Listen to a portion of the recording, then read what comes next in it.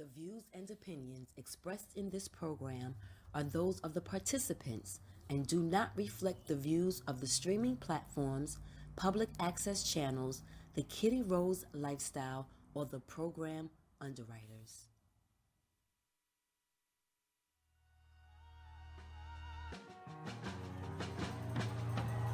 Tim's on my feet, stomping out the negativity. Everybody not a friend of me. Spread the love, still I move deliberately. Bully face on, but the smile be heavenly. Brooklyn girls, so they love the energy, love sincerity. So I take the liberty to take them on a journey lyrically. Through hallways and alleys, dark days.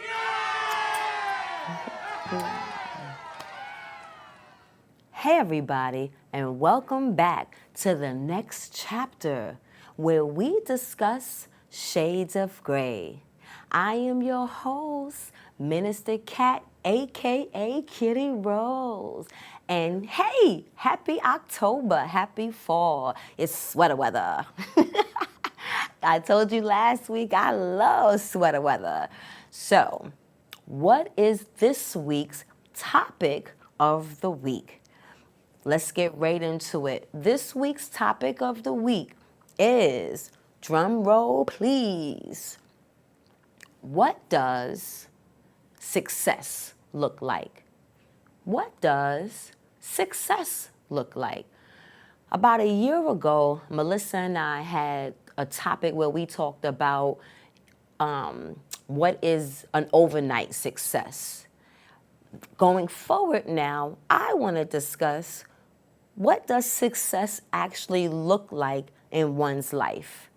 When I was doing the research for today's show, in my notes, I had put the following. What does being successful mean to you? Today, we are going to explore how to define what success looks like in your life and focus on what matters most. And for everyone, that means different things. I was having this conversation with my significant other a couple of weeks ago, and he was talking about how his job necessarily doesn't bring him a level of success because that's a monetary situation that you provide a service, you get paid. But what gives him joy in that particular job is when he gets a side note or a thank you from a client or a text from a client or just something a little separate, extra, where a client acknowledges the assistance he provides. And that type of appreciation brings life and joy and fulfillment to his heart. So not necessarily the job itself, which is something that does make him happy, but what happens in connection to the job makes someone feel rich. There's a video a couple of years ago that I had saw where Bob Marley was talking about what makes him feel rich or what makes him feel successful. And he said life, living, being amongst people is what made him happy or made him feel successful. And a lot of times I think we equate money with success. We commit fame to success. But how many, we could list the name or numbers of people who are financially successful and yet are not happy or fulfilled and ends up committing suicide. Is that success because financially they showed success? When you think of the word success, what image comes to your mind? As you can see, we have our Facebook group page listed, and I encourage you all to join us there so that you can be involved in the conversations that I'm going to be having with you every week. Even though this is a talk show that, I do most of the talking, this is still an engagement opportunity for us as a community to come together to heal each other through experiences and information. So most people think of success as wealth, fame, happiness, or some kind of combination. The culture places a big emphasis on making money and defining success by how much you own. Advertising messages communicate that having certain luxury brands is the definition of success. How you define success has has a big impact on your goals and your life. It drives the decisions that you make and reflects what you value. Instead of thinking of success as an awkward appearance, defining what success in your life is much more about knowing what is important to you. What's important to most is being able to meet one's needs, being financially secure, being able to adequately juggle family, community, and work life, being able to participate in things one wants to participate. I have been encouraging that since the beginning of my life on social media or my life in the world. Living out loud, living on your terms. But according to my research, let's see what some of the videos I found had to say. Let's go to our first video and we'll come back and talk about it. Success. We use this word a lot, but what does it really mean? Does it mean having a lot of money or being famous? Perhaps it is helping out with thousands of people overcoming poverty. Or is it simply being a good father or mother? What is success? What is success? I know for me, being a good parent does fill my heart and does make me feel a level of success in that area of my life. I saw a post on TikTok and I reposted on Instagram where this gentleman said that being successful is when your children want to come back home. Let's go to the second half of that video. This shows that being successful is subjective. To you, success may mean one thing, but not the same as another.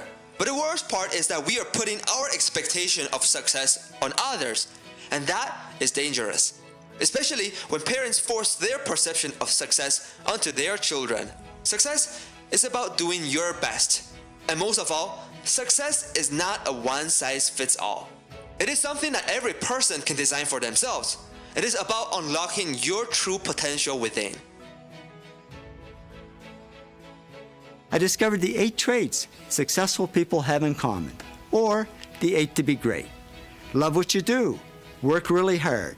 Focus on one thing, not everything. Keep pushing yourself. Come up with good ideas. Keep improving yourself in what you do. Serve others something of value, because success isn't just about me, me, me. And persist, because there's no overnight success. Me, me, me. But isn't the world about you? But I understand that concept of the world doesn't evolve around you. I think for myself, I can be a true testament that the world of service has been extremely rewarding for me. So I can understand that concept of serving others. But I can also understand the goal of focusing, and success is doing your best in whatever you decide to do.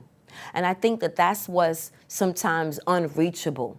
A lot of times we find ourselves doing what we are taught or what our parents or what we're influenced by the world of what success. So we might go in those directions when it comes to our education, and may go in those directions when it comes to what we do after our education, not really being driven by what we innately want to do, being almost fearful that what we want to do may not, make us rich and famous, make us financially sustainable. Now, when it comes to being financially sustainable, is that the be-all and all to defining what success is? I think when we talk about, the level of financial stability or financial education, I know at 49, I know how to manage money a whole lot better than I did at 25 or even 29. So I think that you can have certain goals and aspirations that you get to live out, but you do in levels or different stages come to different understandings of how to manage that level of what is successful to you. I've had the Kitty Rose lifestyle since 2006. That right there in itself at 2023 is a level of success because I've been consistently been able to be somewhat self-sufficient for my day-to-day life and the day-to-day raising of my children. Having that kind of decision making, having that kind of power in the decisions I've made in my head have made me feel successful, because how many of us get to actually do what it is that we want to do, no matter what that looks like, good, bad, or indifferent. Every decision that I've made since leaving corporate, whether I like what has happened as a result of those decisions, has still been my decisions. On that note, let's take a break. If you're buzzed and doing this,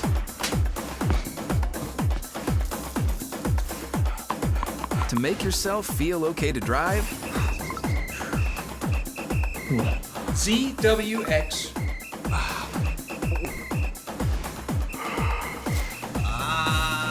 you're not okay to drive.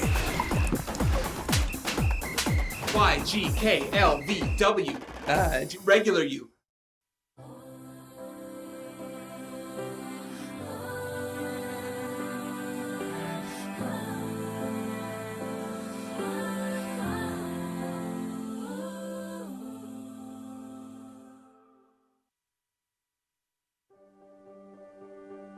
Being prepared is a part of who you are, but it's especially important in the case of a disaster. Be informed about possible emergencies in your area. Make a plan that covers where you go in an emergency. Build a kit with the things you need to survive. There's no one more capable of planning for your situation than you. Start your plan today. Go to ready.gov/myplan.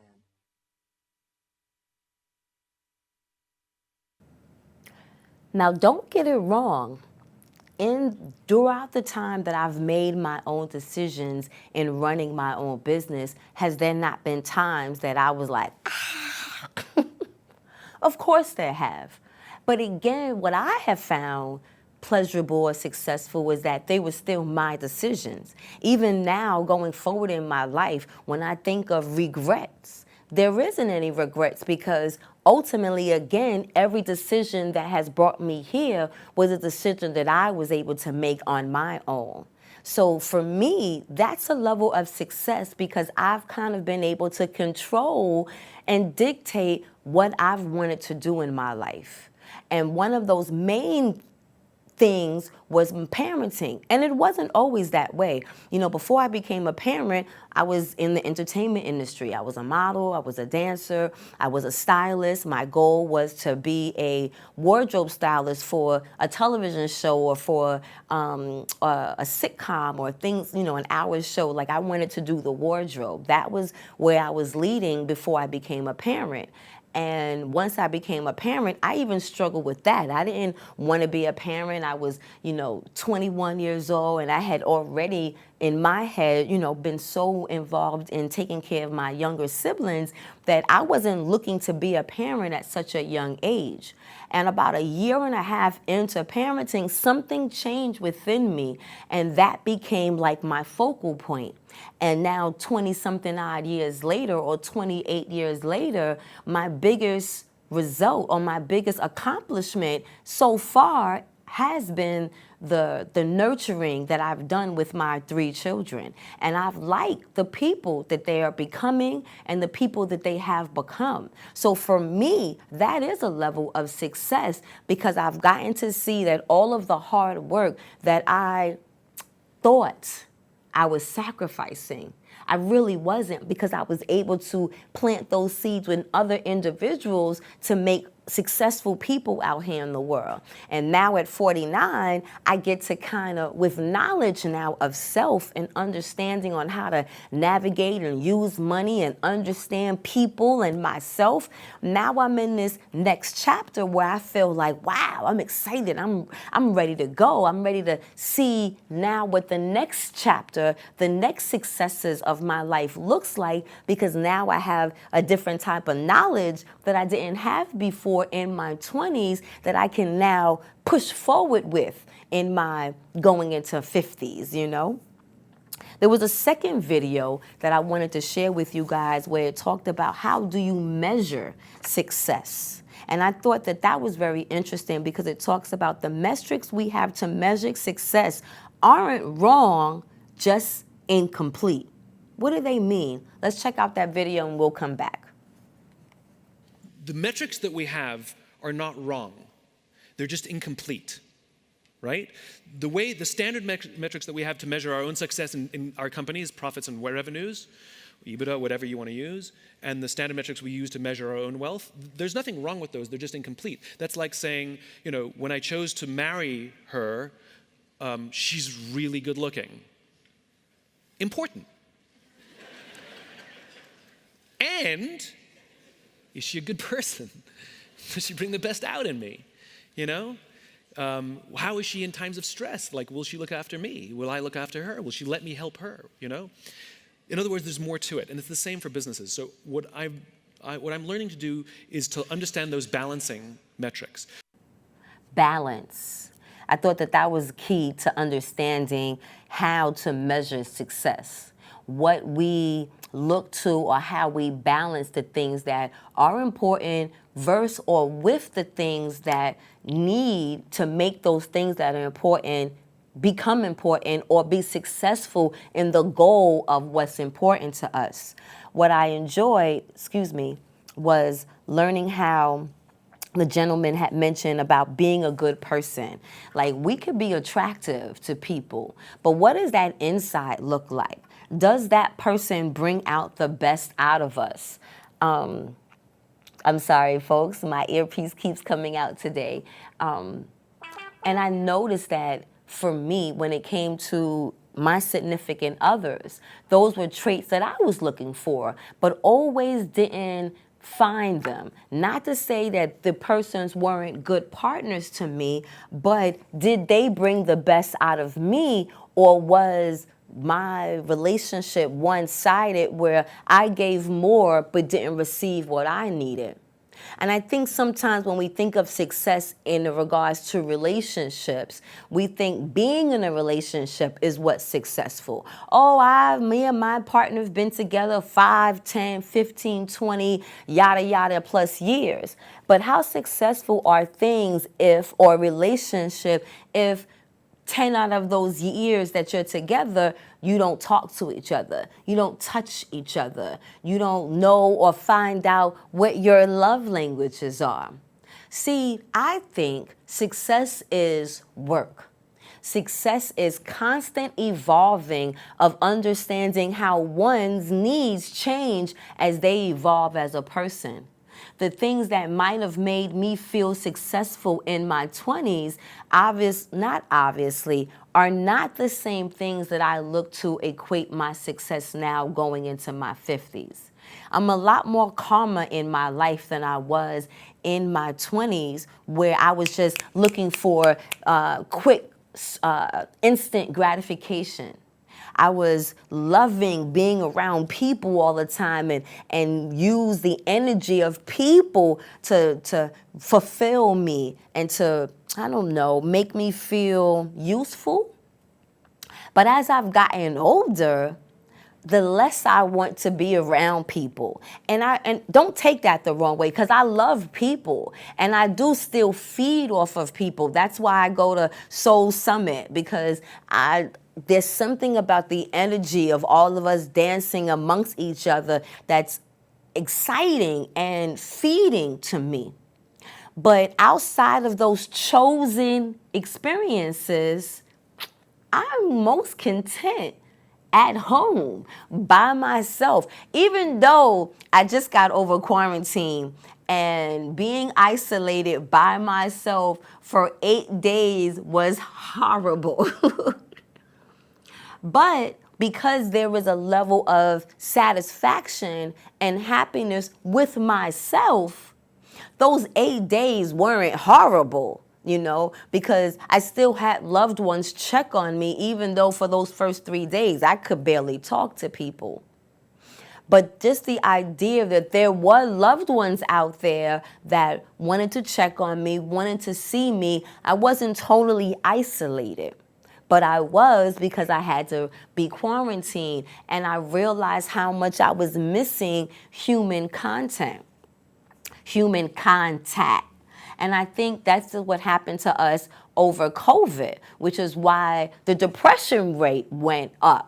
Because people needed that human connection. People needed to feel people's energies. As much as they are wanting to stay away from folks, again, it's based off of your decision of wanting to stay away from folks and your decisions of wanting to be around. And I think that's what always comes back to what my message is to everyone. Making everything you do your decision. And then what your decisions are, following through and being consistent in that. Because if you give up on what you initially want to do in life, then the level of success can be altered because you didn't stay the course. You didn't remain faithful. The last 2 years, man, of my life has really been an interesting one because it's been extremely difficult financially. But on so many other levels, it's been the most rewarding because the last 2 or 3 years has also been the most that I've done in traveling.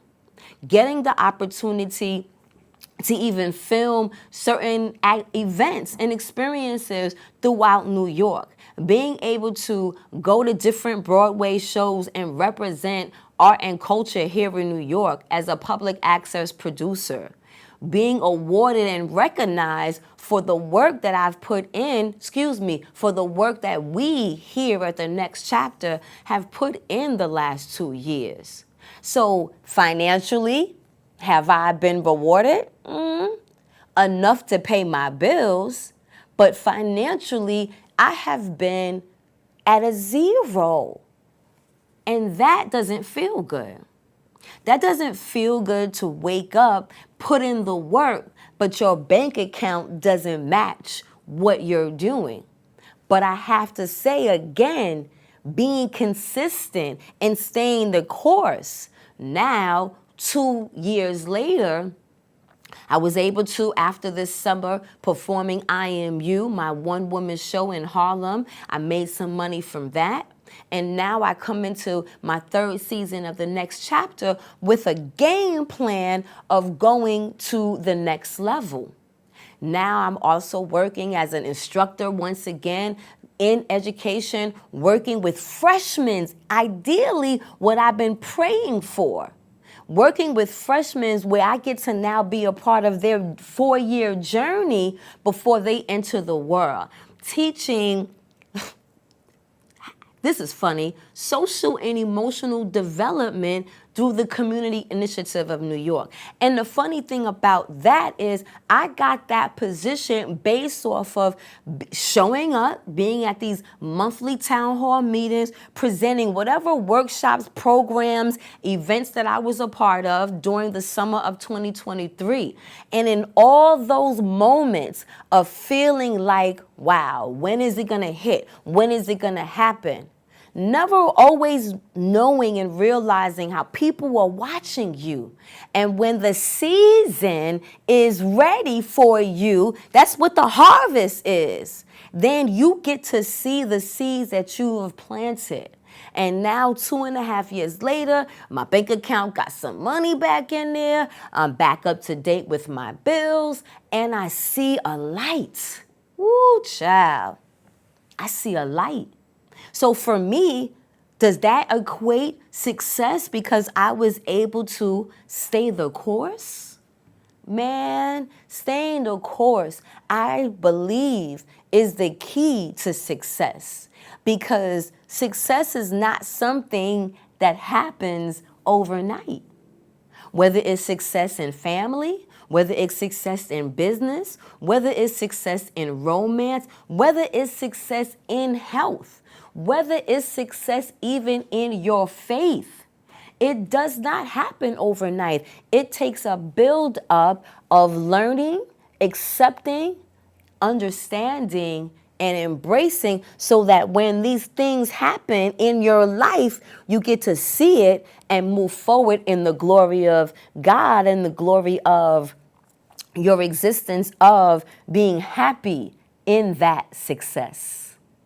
On that note, let's take another break.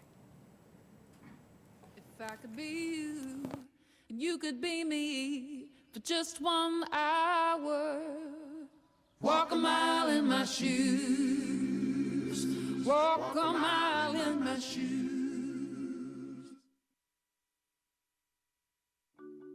I tell my son, I love you every single day.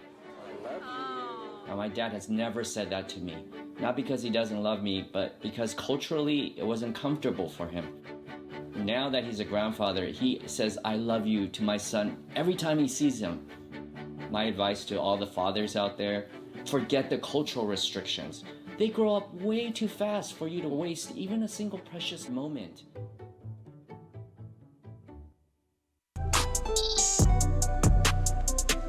I'm an actor in an ad that was given 12 seconds to remind you that if you're high, just don't drive.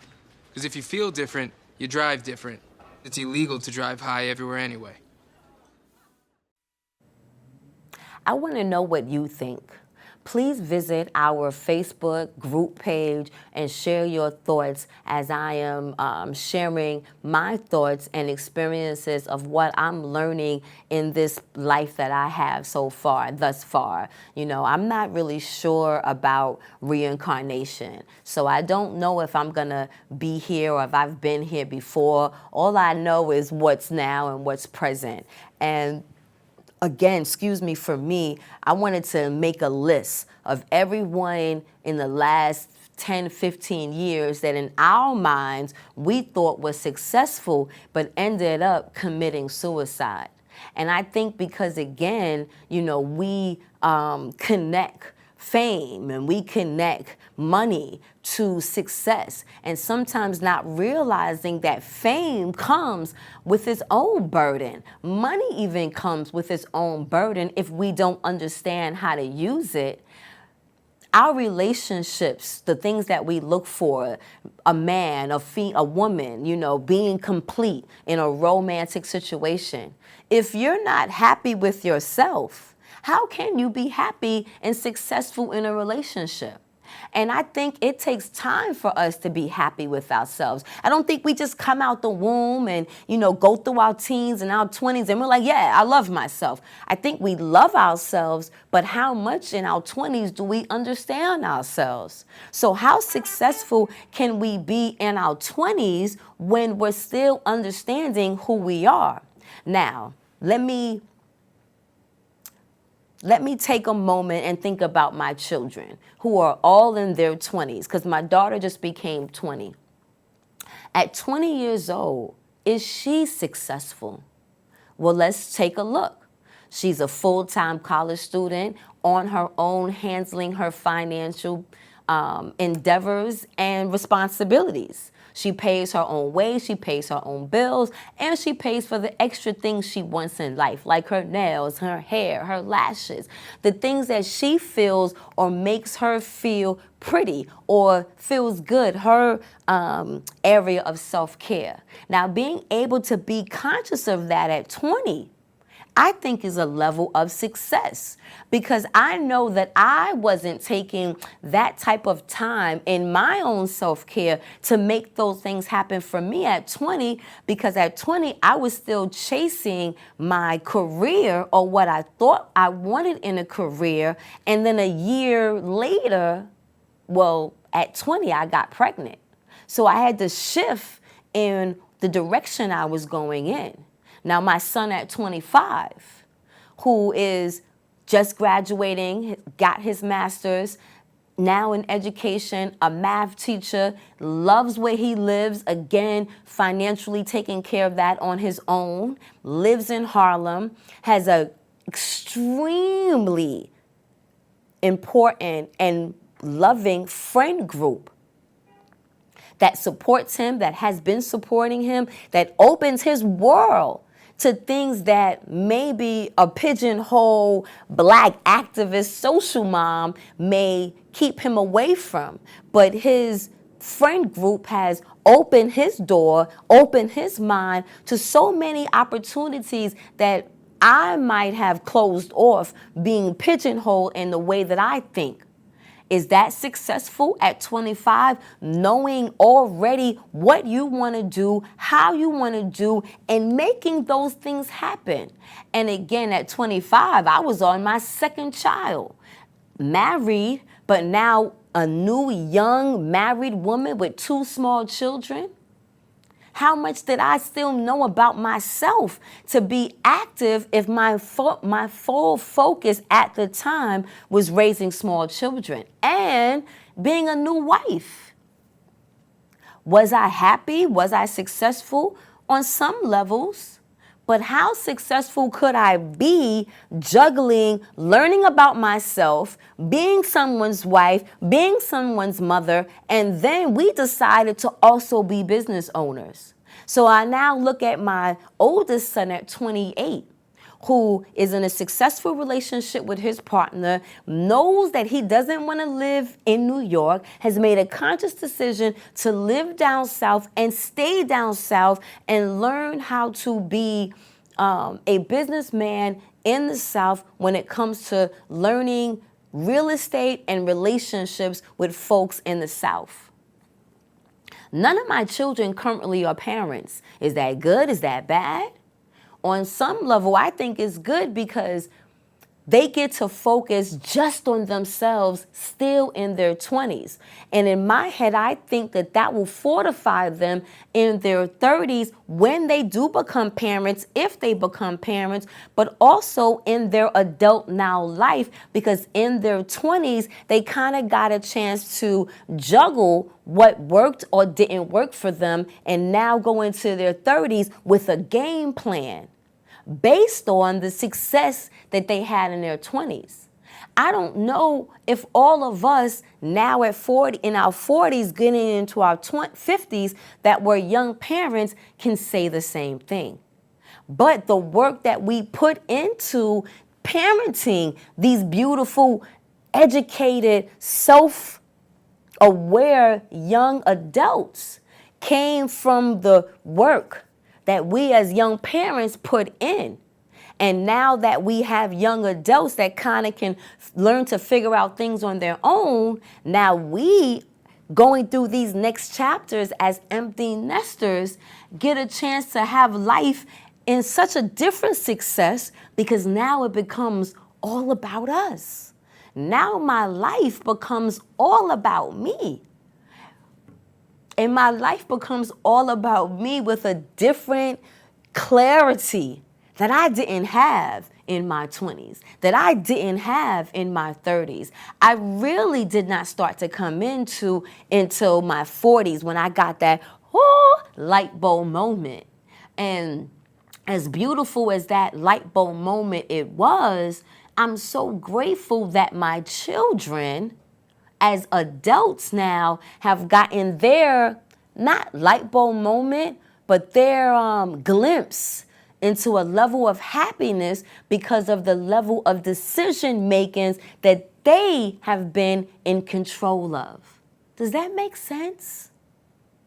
So again, it goes back to the decisions that you're able to make in life.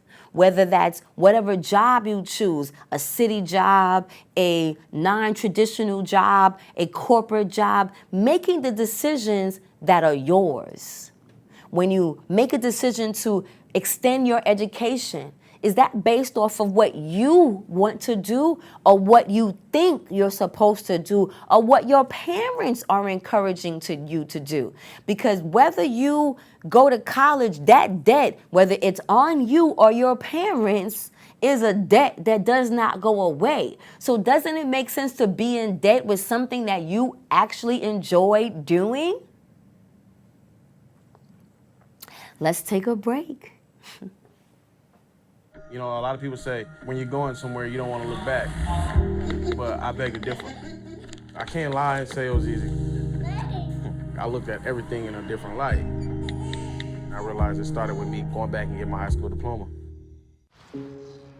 Dear moms and dads, what you have achieved here today is going to help us and our futures. It is why we are coming up on stage to collect your diplomas. You know it's true. Mom, we love you always. Everything I do. When you graduate, they graduate. Visit finishyourdiploma.org to find free and supportive adult education centers near you. Wow. So on that note, I hope I didn't ramble off.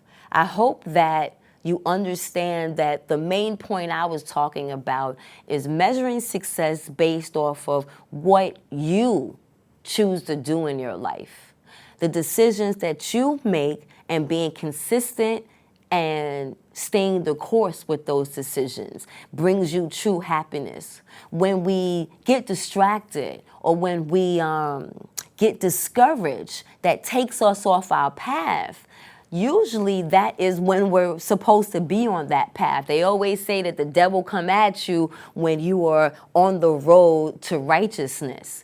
And that if you're not on that road is actually how, you get left alone. But when you are consciously making a decision to be a good person, when you are consciously making a decision to live a righteous life, you're going to be attacked. And those attacks sometimes are the things that say, ooh, this is not for me.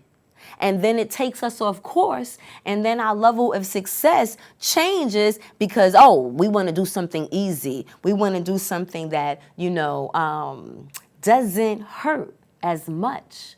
Or something quick, because this patience thing is not allowing me to be patient enough. So that takes me into my Jesus moment. Oh, Jesus. When the scriptures guided my thoughts and wanting to come to you about the full circle of what my Jesus moment was. My Jesus moment was, the book of James, once again. The book of James, that first chapter, verse 17. I had it on my phone and I don't have my phone next to me, but it talked about staying true to your values and taking meaningful actions towards your own value goals. It actually had another reference of when you stay the course, the rewards that Jehovah God continues to bless you. Because she knows that staying the course is not easy. So that Holy Spirit that guides you along the way allows you also to remain faithful because you need that extra strength to stay the course. Staying the course on your own understanding doesn't always work.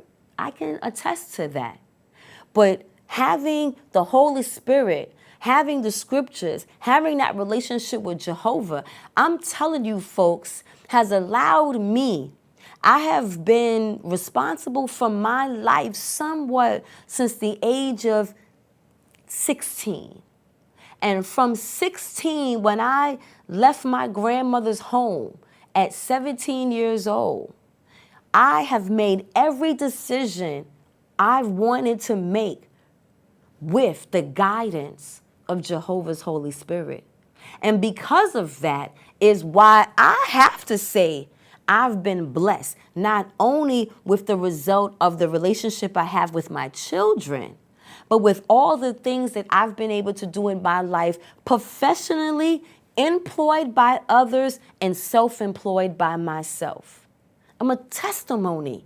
My life has showed up that way. That's why I speak from what I know, because it's happened to me in my own life. So I have to constantly remind myself that even when I think I'm in the low, that I'm not, because I'm covered. So even in the low, even in the midst of, oof, what do I do next? Am I alone? When is it going to give? When is it going to change? I'm reminded that, girl, he has brought you this far and he is not done. Amen. Hallelujah. All right, guys, it's time for the Did You Know? Did you know? Did you know? Did you know? Did you know? Did you like last week's Did You Know? Did you know last week when we had our health tips? This week's Did You Know is know your rights. Know your rights. Know your rights. Now, this is a broad topic, but guys, I'm going to help you with some information that I was able to Google, just some basic 9 things that you might not know or you might know and not have clarity on. And again, I want to make a disclaimer. I am not a lawyer. I looked up the following information the same way that you can, or you can call your local law offices to ask questions that you are unsure about. I also want to say that the information contained was from an article that was offered through YouTube for educational purposes only. This information is not offered as legal advice.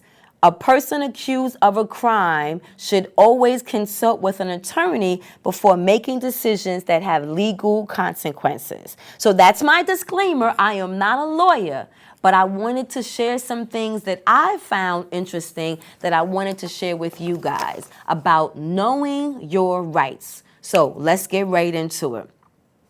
1, you have the right to consult with You have the right to consult with an attorney before answering any questions from the police.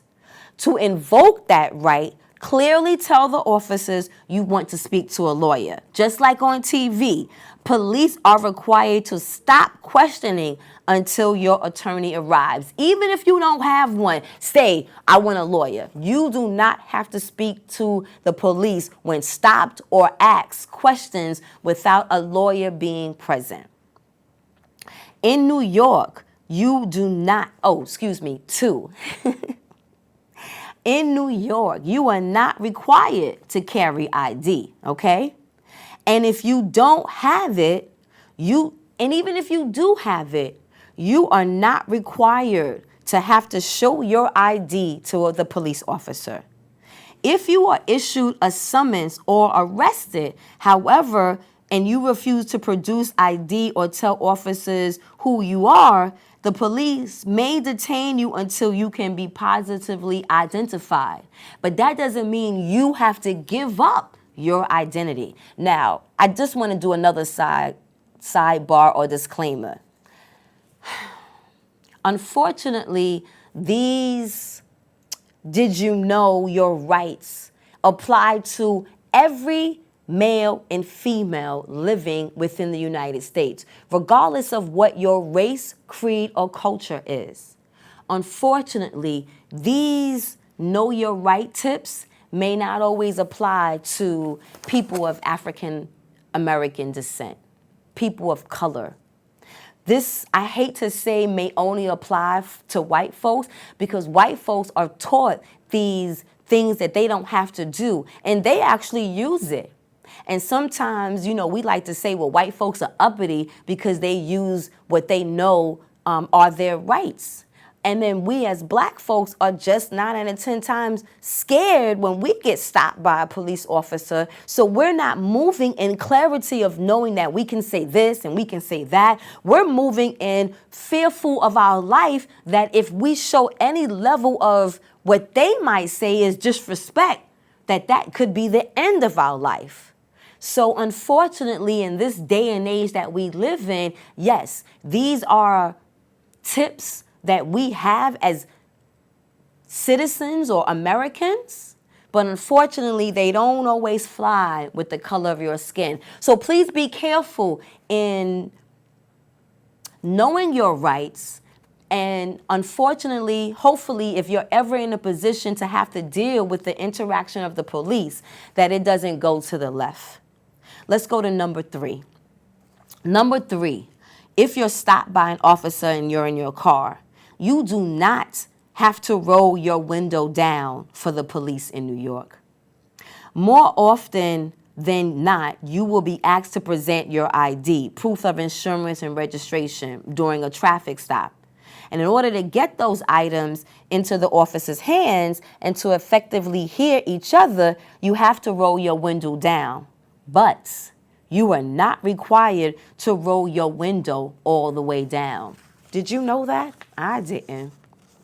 Number 4, police cannot enter your residence without a warrant. We know that that has not been successful in a lot of our homes. Except in certain rare circumstances, such as if they see evidence of illegal activity, police cannot enter your home without your consent or without a warrant. So they can knock on your door. If you even choose to open the door, they are not allowed inside your home without a warrant or without your consent. Number 5, you have the right to film or photograph a police officer. Yeah, you have the right to film or photograph a police officer. If you are at an outdoor public space or even private property with the property's owner's permission, you are allowed to film or photograph a police officer. They cannot legally command you not to.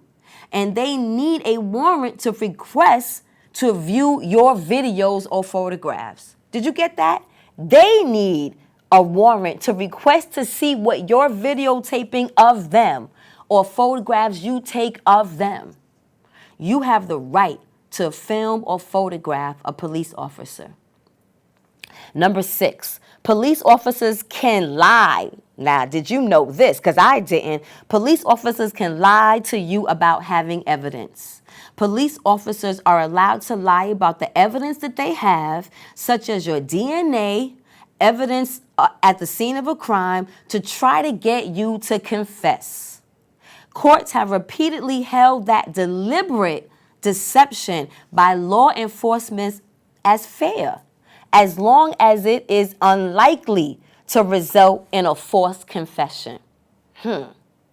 7, we're almost done. You have the right to look at a search warrant. So when they knock on your door and they say they have a search warrant, before you let them in, you can say, "Excuse me, I would like to read that." If the police comes to your residence with a search warrant, you have the right to read it. The police are only allowed to search the places specified in that warrant. And finally, number 8, you can refuse consent to a search.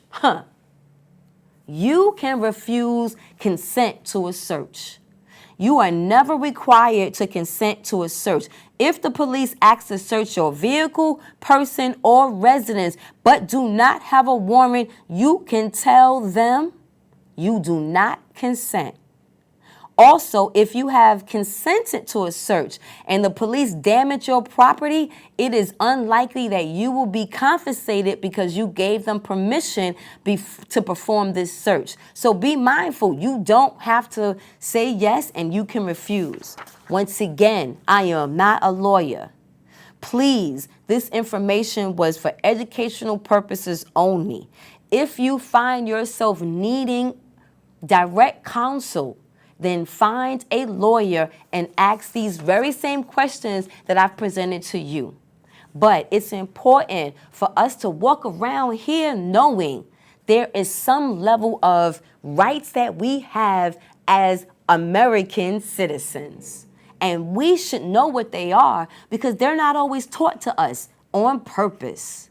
So unfortunately, we have to be each other's keeper, educate, teach, inform one another so that we can maneuver out here in these streets based off of things that's not being taught to us. Woo, child. All right. On that note, we're going to take our last break for the evening and then come back with our inbox questions. Let's take another break. You know, a lot of people say when you're going somewhere, you don't want to look back. But I beg to differ. I can't lie and say it was easy. I looked at everything in a different light. I realized it started with me going back and getting my high school diploma.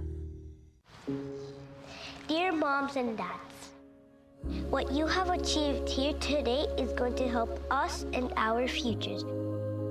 It is why we are coming up on stage to collect your diplomas. You know it's true. Mom, we love you always. Everything I do. When you graduate, they graduate. Visit finishyourdiploma.org to find free and supportive adult education centers near you. Yes. So, what is this week's inbox question? In order for us to know what the inbox questions are each week, I need you guys to go to our Facebook group page and submit those questions to be asked and answered on air. So this week's inbox question came from Pauline from Brooklyn, Brooknam. Pauline said, what was your takeaway from last week's show with Cornell's Check-In? So last week's show with Cornell's Check-In was parenting adult children. And what my takeaway was tone. Communication is key. Understanding is key. But tone is important because the whole conversation was based off of changing our tone to meet our children where they currently are. And if my children are now adults, no matter how I may not want to see and accept it, I can't talk to them as they were children. One, that's disrespectful. So in order for my message to get across, talking to my adult children, I have to be mindful of the tone in which I deliver my messages or my love or my concern or my encouragement or all that good stuff that I think I'm instilling on them. So that was my takeaway. Thank you, Pauline from Brooklyn. I encourage you all to join our Facebook group page at The Next Chapter on Facebook and keep bringing those questions in. Like I keep saying, this is a community effort. This is a public access television show that we as Bronx residents get the education and training to learn how to produce content to bring to you each week, each month, or however we decide to, tape and record and air our shows. But for me, in the next chapter, I know that I'm not just going through the next chapter alone. I know that you all are going through various next chapters of your life, and the best way that I'm able to give you all information is based off of the information I also receive from you guys. So please continue to follow me online and do this part of the show that you know is not my favorite, but is essential. And that is follow, like, and share. Follow, like, and share. I air The Next Chapter every Saturday here at BronxNet at 11 p.m. on Channel 68 and Channel 2133. And then the following weeks we air on Brick Television and we air on Manhattan Neighborhood. And you can always catch me on my YouTube channel.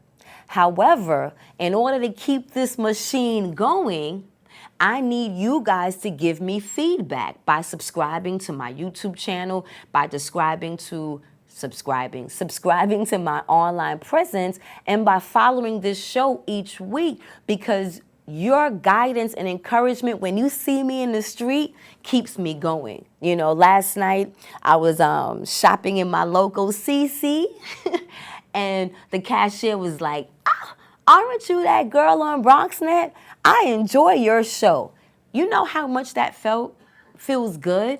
And not only does it feel good when you guys stop me, it validates when I'm around people like my beau or my children that there are people watching and that there are people encouraged. Sometimes people think that you just want to hear yourself talk, that you just want to, have a platform that you can just be a narcissist on, not understanding that your course may not be one of understanding for everyone, but who does get it will get it. And they will show I had to take that out. And they will show their gratitude in what you do by acknowledging and confronting you or following, liking, and share what you do each week on social media. Wow, that is the end of technically our third show in our third season, but our second show airing in our third season. Again, based off all of the love and support that you all give us each week here at The Next Chapter, where we discuss Shades of Grey, weekly on New York Public Access Television. Follow me on social media, once again on my IG and on my YouTube, to kind of get behind the scenes little things that we do here at the studio. I like to show you guys the success of the show and how it's growing by also showing you the behind the scenes of how we develop and produce this show each week. Because all you guys see is the end result and say, oh, that was beautiful and that was smooth. And for the most part, it is. But there are things that happen in the back end that also keeps you encouraged to be discouraged, in your discouragement to get encouraged. Did you follow that? Did you get that? Did you understand that? So in that's why it's important for you guys to go to our Facebook group page, because then you get to see those behind the scenes things more up close and personal, and then get to comment on them and share those experiences of what other fellow Access producers are going through or learning or sharing with me to improve on what it is that I'm doing. I think that's it, guys. We had we had a full hour once again with just little old me. I hope you guys are not getting tired of just having an hour of me. But I am enjoying this ride with you all, and I'm looking forward to bringing these new shows to you guys for the new season. I'm looking forward to winning some more awards based off of the content that we bring to you every week, to be an encouragement and to be a light for you, so that you understand that you're not alone in these next chapters. You can have a village of brothers and sisters of like-minded values that you can be lifted by, along with the Holy Spirit. So on that note, this is your girl, Minister Cat, aka Kitty Rose, and I am coming from you from The Next Chapter, where we discuss Shades of Grey. Until next week, continue to be safe out there. Peace, everyone. Bye. Dark days I carry, sharp pains and bellies. All days be heavy when you're programmed to survive. Legendary ciphers get the MCs in the jars. The city never sleeps, slept from 1 to 5. When COVID hit the block and we had to stay inside. Tough love is all I know, so be gentle with my soul. Learn to navigate winters with no coat. If you never been cold, you never been broke. Hustle 24/7 just to stay afloat. So New York, like dollar pizza in the cold world shit. That real life grit from the heart of the city is as hard as it gets. This that New York shit. That real life grit from the heart of the city is as hard as it gets. This that New York shit. That real life grit from the heart of the city is as hard as it gets. This that New York shit. That real life grit from the heart of the city.